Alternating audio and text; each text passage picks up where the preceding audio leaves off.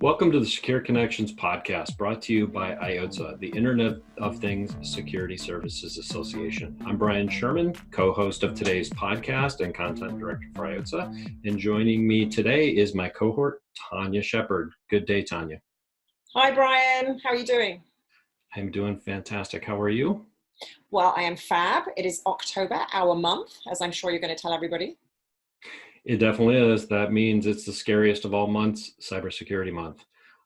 For those in the tech industry, I know it means a lot different than anybody else on the things that scare you, but we have a lot on tap in October, not just this fantastic podcast that we're doing today, but we have quite a few more scheduled, and in addition, the resources we'll be rolling out for MSPs are quite phenomenal. So stay tuned to the social media for Iotssa.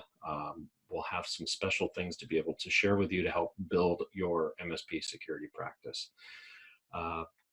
What about you, Tania? What things are you looking forward to in October?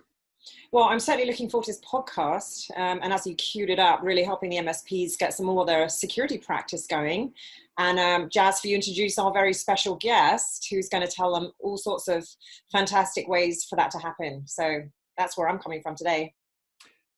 Today, we'd like to welcome back to the Secure Connections podcast, Stephan Tallent, Senior Director of MSSP and Service Enablement at Fortinet. Stephan, same question for you. What are you looking forward to in October for Security Month, Cybersecurity Month? Well, just the fact that we're recognizing an entire month, as a focus around cybersecurity, I think is great. I think we definitely need to raise awareness. So. Cool month. My kids are all excited because it's sugar overdose time, but that is what it is, right? Every year. It is. So they're not celebrating Cybersecurity Month. They're looking forward to some other things. Is that what you're trying to tell me? They're going to exercise the breadth of capabilities within what the cybersecurity domain here at the Tallent household allows. So I think they're looking forward to seeing how far they can extend my web content filtering capabilities and application control capabilities. So we'll see. Good luck with that, Dad. That's always a fun thing to do. So one of the things, based on feedback from the discussions that we've had at our events, the Iotssa Cybersecurity Expo and others, even at ChannelCon last year, it seems like providers have the hardest time trying to ramp up their security-related operations. I think that's challenge number one for them, is how to get from where they're at today to where they'd like to be and need to be for their clients. So you work with scores of MSPs over the years, and in my opinion, or in your opinion, what are the biggest roadblocks that they face to keeping them from rounding out their portfolios and building successful practices? Well, there are several. I think there are three big ones, right? So to start, I think it's the people. We have as we enter into Cybersecurity Month, the true dearth of security expertise is a challenge facing businesses and the MSP looking to get into this line of work. It is difficult to be in the security business if you don't have security operators, obviously, and there's a 0% unemployment rate amongst cybersecurity operators. So where do you find them? Challenge number one. Challenge number two, customers are moving more towards a consumption-based method of security acquisition. They want to buy, security like they do their utilities or water and electricity. And so, capital, how do you as an MSP become the bank to provide an as-a-service model that would require you to operationalize something that you've invested capital expense into to convert into a service for your customers? So there's that. And then there's the Security Operations Center. I mean, that is if you're going to watch the security, infrastructure that you have deployed at your customer and be able to respond to, potential threats, then you have to have a Security Operations Center. And that's a massive investment, or can be a massive investment depending on the size and scope of what you needed to do. A 7x24 SOC with 16 or so operators around the clock is going to run you about $2 million to stand up and $1 million a year to run it. So as an MSP, how do you face the three primary challenges, even as your customers are daily requesting you to add security to what you're doing for them as a service? So I think there's several challenges facing the MSP looking to get into this game or this business.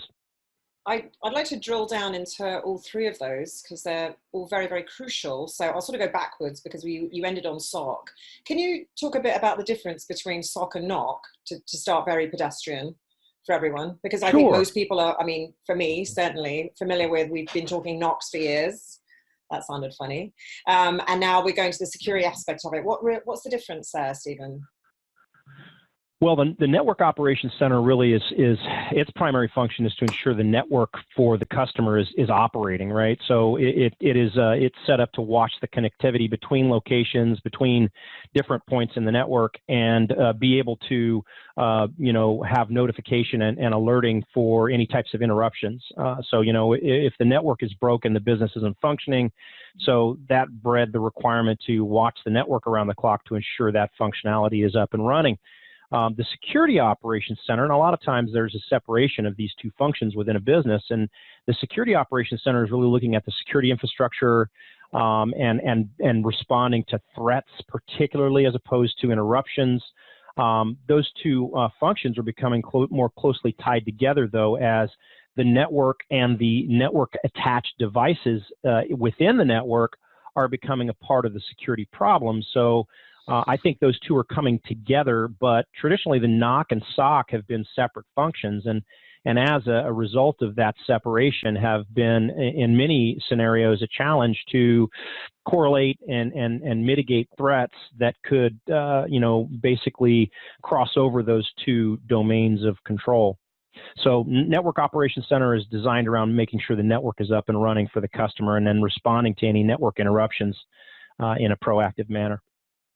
So, Stephan, getting to that point for an MSP, for example, is getting access to a SOC, and I think you mentioned previously SOC life cycle. Can you kind of go into what does that mean and what are the steps that you take to get to that end game?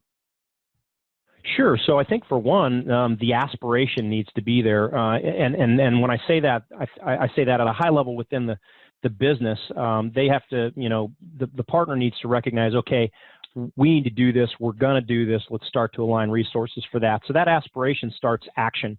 And then from there, Fortinet has created the SOC lifecycle strategy to provide a pathway to profitability and services for partners of varying levels of maturity. Let me just say it that way, right? So you've got the aspiring MSP or MSSP, which may have been, an IT as a service, type of provider to a customer, or a value-added reseller that's selling gear to a customer and trying to move towards services. And in that scenario, you're dealing with everything from service creation to how do I capitalize or not capitalize the infrastructure I'm going to deploy? How do I essentially manage devices that I'll have deployed? Because as I'm doing this, I'm going to run into customers and I'm going to have, customers go, hey, I got 15 locations or 30 however many locations. I want you to provide a firewall service for me and I want you to watch that service around the clock. So the functions required around getting into the business, really start in that, what we would call the MSS 1.0 sort of phase. And that's the aspiring MSSP staking their intent to move into a services orientation, and then from there starting to craft what their service looks like.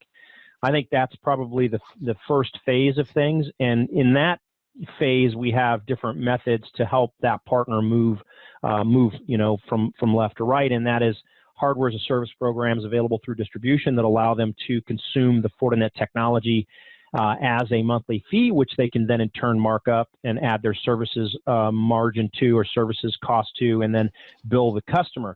Cloud-based centralized management makes it very simple for the partner to go out there and manage those instances of security that they've implemented. And there you have two of the primary components, which is, how do I deal with the capital? Well, the hardware as a service program helps you with that. How do I manage the gear that I have deployed and I'm managing for my customer? And FortiCloud Multi-Tenant gives you that capability, and that, is available as a service. And then service creation content, so, what is successful out there? What is selling? What's not? I'll be the first to tell you that complexity is your enemy whenever you're dealing with a security service. So Fortinet provides a pathway as an MSSP to create services that have proven themselves to be, top sellers, services that are in demand from customers, both SMB, mid-enterprise, and enterprise customers, various segments and verticals. We know what works out there because we see what sells, and we can see partners that are successful and partners that are not successful, and we can basically measure what they're doing. And what it really boils down to is having a very simple tiered structure of services that allow you to capture any customer requirement from a security services perspective. Excellent stuff. When you talked, it made me, I started in distribution. That's actually how I started my career. So this is great. And I sort of transitioned alongside, I feel, the VARs, and then I moved into the MSP channel. So this is all, I just love hearing it from you. Let me ask you this. Sounds very similar, the pathway, the sort of continuum, as I put it, as people adding their services. We started with the value-added reseller adding the specific services onto the box and what have you, and now we're moving more into the security arena. Do you see it aligned that way?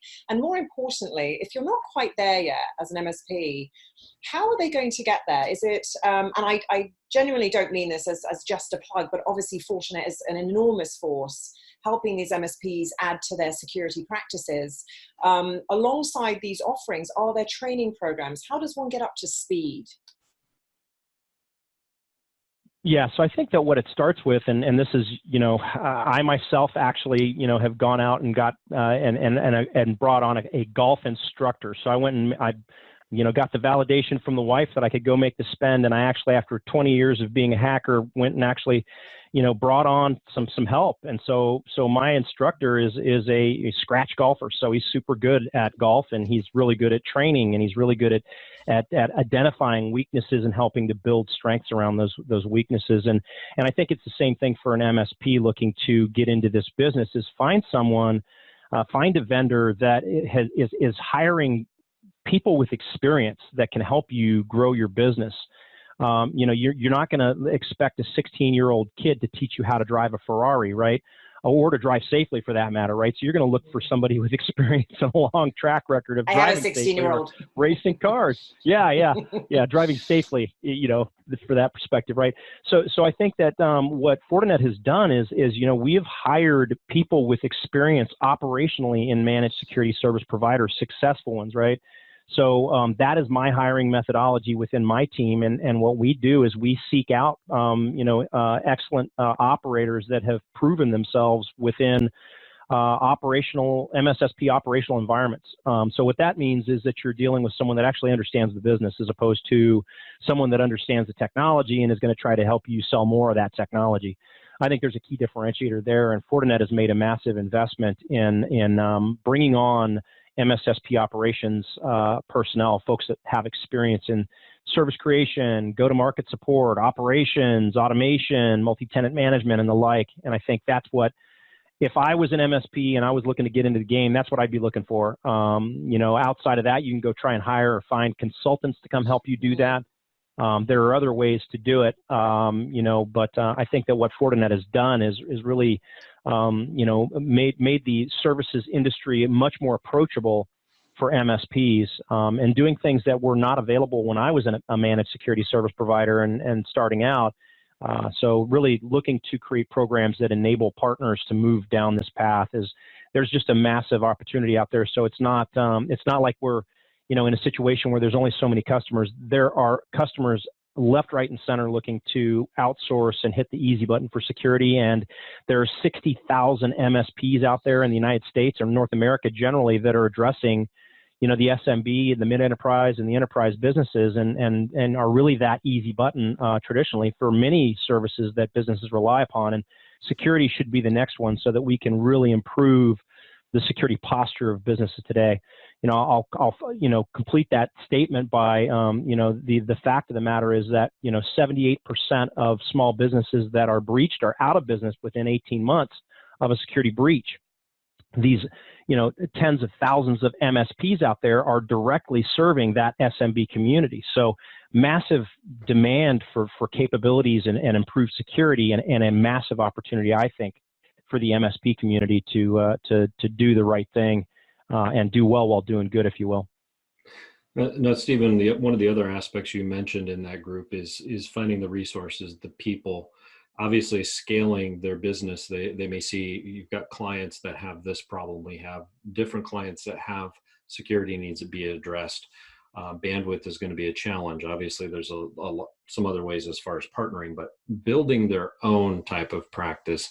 What are your recommendations for finding people to put in place?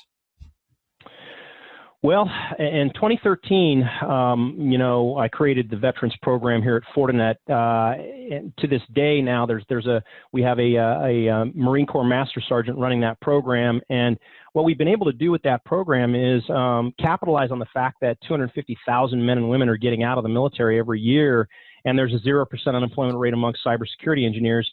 What's more is those 250,000 men and women that are getting out are looking for some way to replace the sense of purpose and camaraderie that they will miss from the military, and they do miss from the military.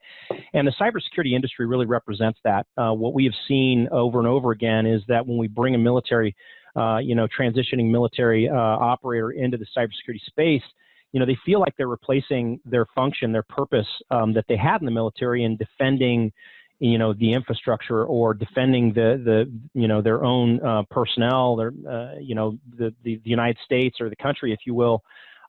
This move from military to cyber is really a natural one. And so what we recommend is that partners that are looking to add, operations personnel, whether it's in the Security Operations Center, whether it's in business development, whether it's in your analyst or your SOC, look at transitioning military veterans as a potential labor pool. And the FortiVet program, has been enormously successful in, number one, attracting veterans into the cybersecurity community, making them aware of this massive requirement and this rich career opportunity that's before them. And then taking those individuals and helping them communicate better with a civilian employer, a potential civilian employer, helping them take their relatable experience and apply it into a civilian job function.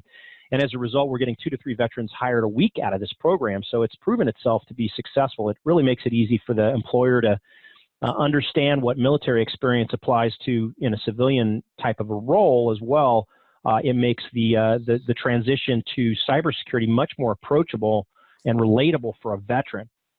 So long story short, I would recommend looking at the military community and along with the academic community as well, of course. But, the fact of the matter is that I don't think there's an awareness both amongst academia and amongst the military transitioning employees as to the demand and the quality of life that a cybersecurity career can represent.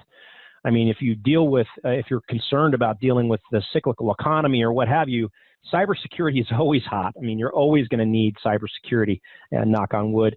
And the fact of the matter is that if you're looking to get into a line of work that has a real growth path, cybersecurity is it. And I think that academia needs to be better aware of it, and so do the military veterans. The ones that we actually lecture and we go around bases around the country is they're not aware of cybersecurity business. And it's like, wow, how are you not? I mean, you know that you can definitely go out and become a cop. You can become a personal security person for a diplomatic envoy or something, but you don't know that you've got naturally relatable skills for the cybersecurity business.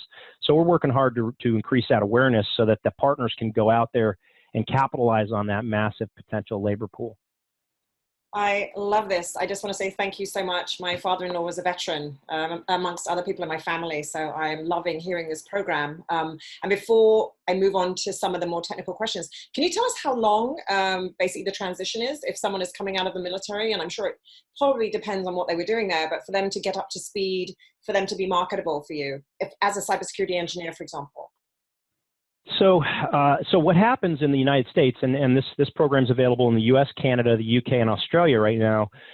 What happens in the United States is a little different than what happens in the UK, Canada, and Australia, respectively. In the U.S., the Department of Labor, i.e. us, the taxpayer, funds 6 months of training. So when a veteran says, I'm going to get out, then they have 6 months of training that they can go through whatever they want to, literally anything that they want to pursue from an educational path is available to them within 6 months, right?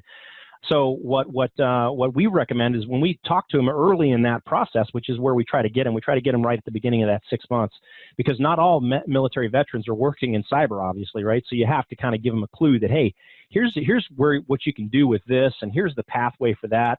So we provide a career path depending on a variety of different aspects that could be, pathways for this type of veterans. So there's business development, there's security operations, there's cybersecurity analysts, there's cloud unicorns, security trained cloud architects.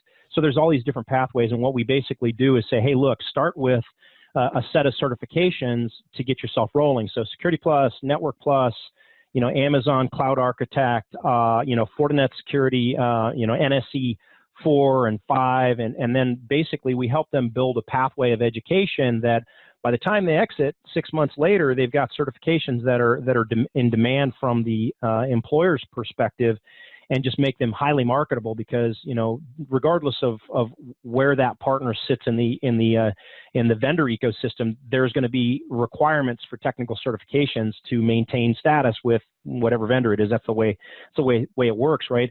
And so you're able to have, as a veteran coming out, you're able to have a bunch of certifications that make you valuable to an employer because they need those certifications. What's more, you have experience that will help operations. So generally we'll provide a pathway of certifications that lead them to their exit, that put them in a position to, get into a line of work, whether it's business development, engineering operations, et cetera. And it really depends on kind of where they see themselves in a career pathway perspective. Mm-hmm. That's an excellent point. And I know, Stephen, we interact with a lot of MSSPs now, the professionals that are, spending all of their time helping MSPs and also, focusing on end clients with various security issues. The one thing that I've noticed is that a vast majority of those companies, I would say even more than 50% of their employees are veterans. So the program that you do, you can see it works extremely well. And they rely on those groups. And yeah, the camaraderie is kind of very similar to what you see, in alumni groups and veterans. My father was a veteran. I've got a lot of relatives too. So I think it's great looking at that resource and even some of the other underserved communities as well. I know CompTIA has some things as far as diversity groups to help provide additional funds to bring employees up and get them certifications and discounts on certifications and things. So exploring that is a phenomenal way. So if you've got the people, you've got a roadmap per se of how to get from where you're at to, more advanced security or an MSSP. How did they do that third element you were talking about? How do you turn it into a consumption model? What are some of your recommendations in that area?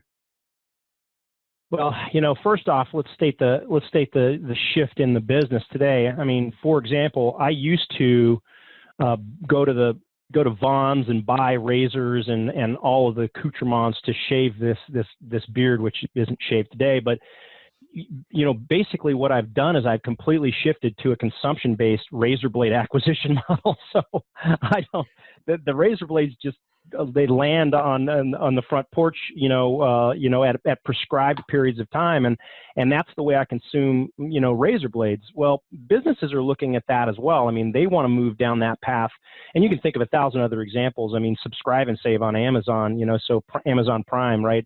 I'm subscribing to, receive this stuff periodically, and I'm paying a lower fee for it, and all of that. So I think that is translated into the business world in such a way that businesses are looking to consume, security specifically, but everything else as well as a service. And they're seeing that there are paths for them to do that. So now they've come to expect it.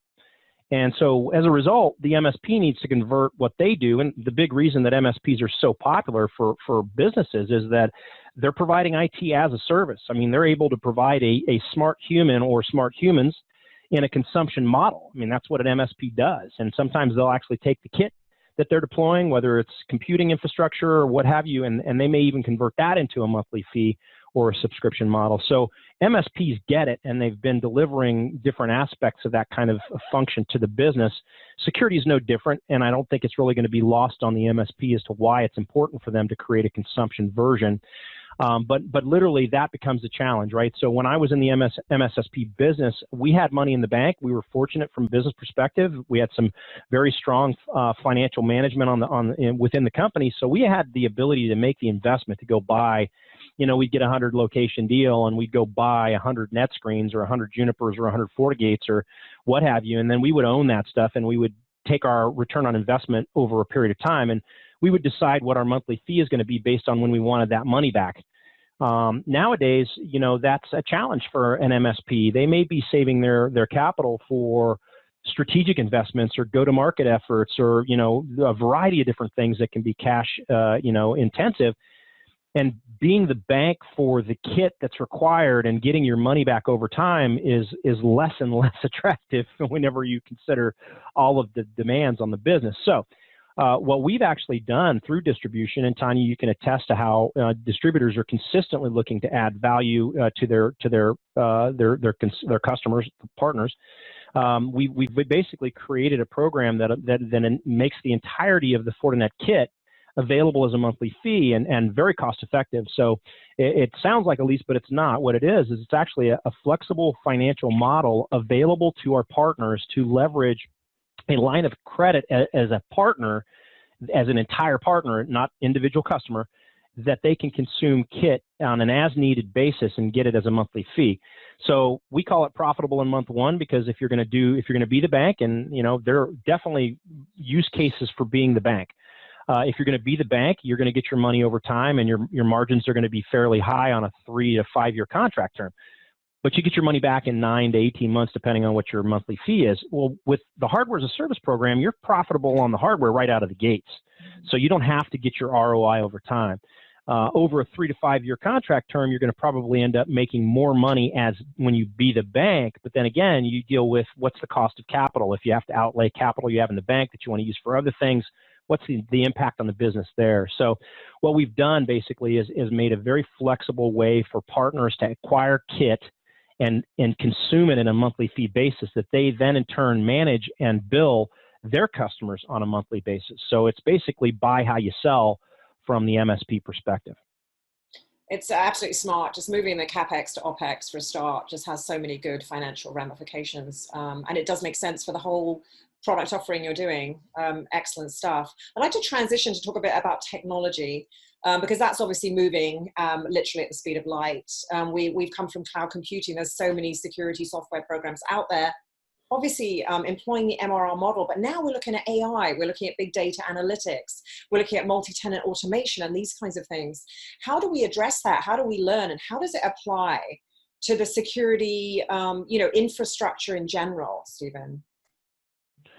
Well, I think that, you know, I speak a lot on this, and really, you know, what we, that life cycle that we mentioned, you know, MSS 1.0 is the aspiring MSSP, right? And 2.0 is the outsourced SOC, and 3.0 is the mature MSSP. 4.0 is the visionary MSSP, and that really is where we're trying to take our partners, because that is the next generation that is going to be required to defend against the next generation attackers. I mean, you've got a highly profitized attacking opposition that is you know, while the defenders are just keeping their jobs, the attackers are making money, and so the incentives for them to be very good at what they do are consistent and perpetual. So the defenders need to match that with automation, and that is not a simple task. It really isn't. And you know, I would say a very small percentage of MSSPs, you know, that are focused at security services actually use automation in their security operations center. So I think it's a challenge, but it's a big opportunity as well, because I think the capabilities around automation, machine learning, artificial intelligence are more broadly available than they really have ever been. Examples: Google machine learning, AWS artificial intelligence, I mean Apache Spot. You've got a variety of different methods for any party to access machine learning and artificial intelligence. So you can go use it and pay by the drink, which wasn't here before, right? So IBM has been in this business a long time. They spent millions of dollars on Watson. Well, now even the small business MSP can capitalize on those technologies. And then from a DevOps and an automation perspective, again, that's becoming more and more approachable. And I kind of diverged a little bit, but the MSS 4.0, you know, visionary MSSP is one that is using security orchestration, automation, and response. Has a DevOps team that is focused at differentiating and customizing their offerings to integrate other aspects of their business into, you know, a front-facing customer solution. And automation and the use of DevOps is critically important to the success of the future MSSP. So what we're doing basically is we have a DevOps team here at Fortinet, and that team, if you're an MSSP partner, you have access to the tools that we've created that are designed to automate different aspects of the business. And what we do is we try to break down the automation process within an MSSP into bite-sized chunks. How do you eat an elephant? Well, one bite at a time, right? And so automation is the same way. And I think that what many partners look at is they look at boiling the ocean and trying to automate everything, and then they go, oh crap, I can't do that. And then they basically retrench. Well, we basically are aligning a strategy of bite-sized chunks of automation in different aspects of your business so that you can actually, move down the path in such a way that it's actually not something that is just this intractable, never-ending mission. So that's a part of our strategy to help that partner come in, regardless of where they come in from a maturity level, to move from left to right in a different levels of sophistication there. Automation, orchestration, machine learning, that's all a part of what we would consider to be the visionary MSSP or next generation MSSP.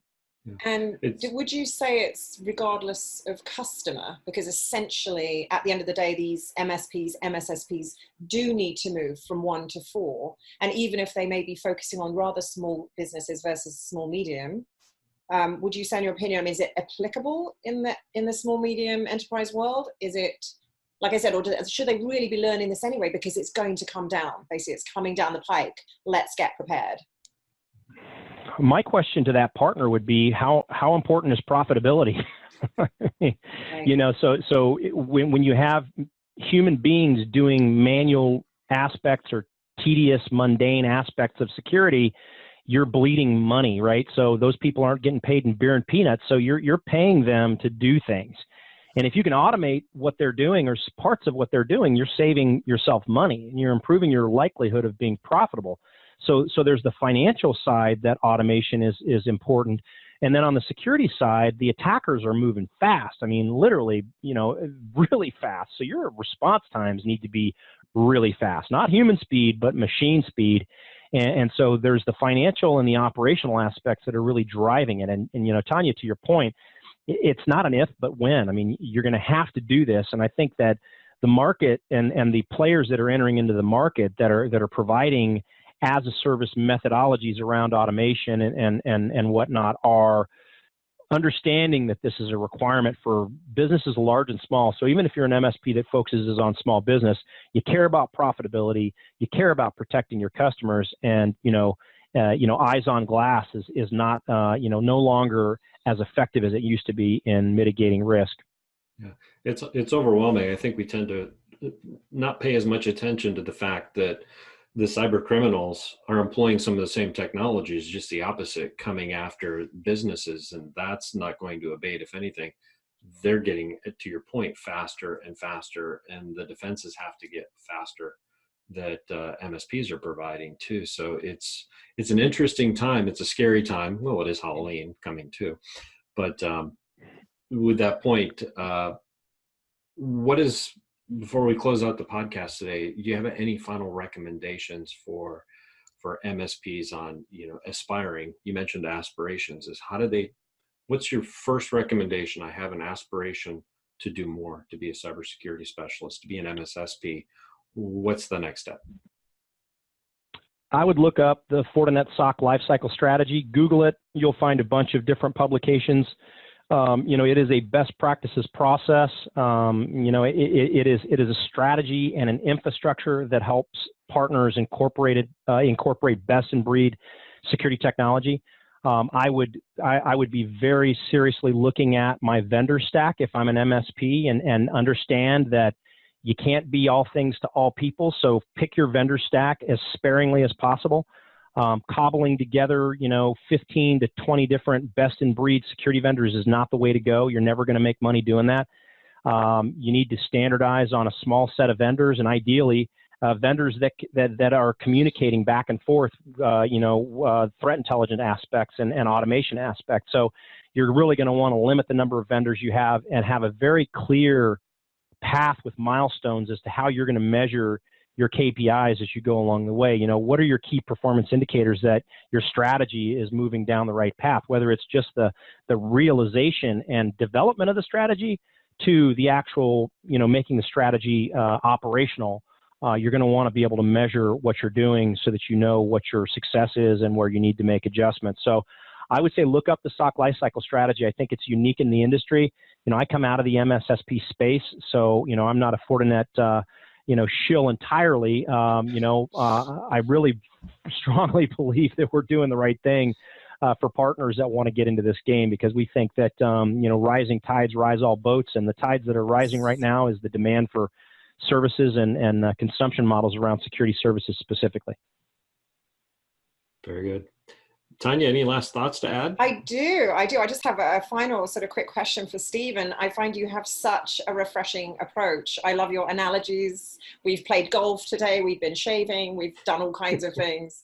And this remarkable passion you have for the veteran community, which I think all of us sitting at the table right now are so very thankful for. And it's just a wonderful thing. And how do you come up? You're very unique, I find, and it's lovely to have you on the podcast. What would you say in your background or makes you come up with this sort of different approach?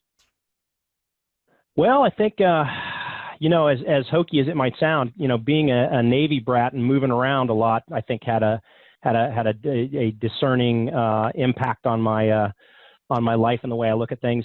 Change is one thing that I've always, recognized as something that's going to always happen. You may not be able to choose your circumstances, but you can definitely choose how you react to your circumstances. And I see all this change that's happening in the market today as a massive opportunity. And really the only businesses that should be worried about it are ones that are not taking action and not moving with the market. So, yeah, I think I've just been fortunate to have been raised in a family that really considers hard work and adaptation to be critical components for success. Fantastic. So, yeah, definitely hats off to the veterans. It's a great resource to go into. And yeah, to your point, Tanya, yes, Razors as a service is a great discussion to have. Shave Club for Men.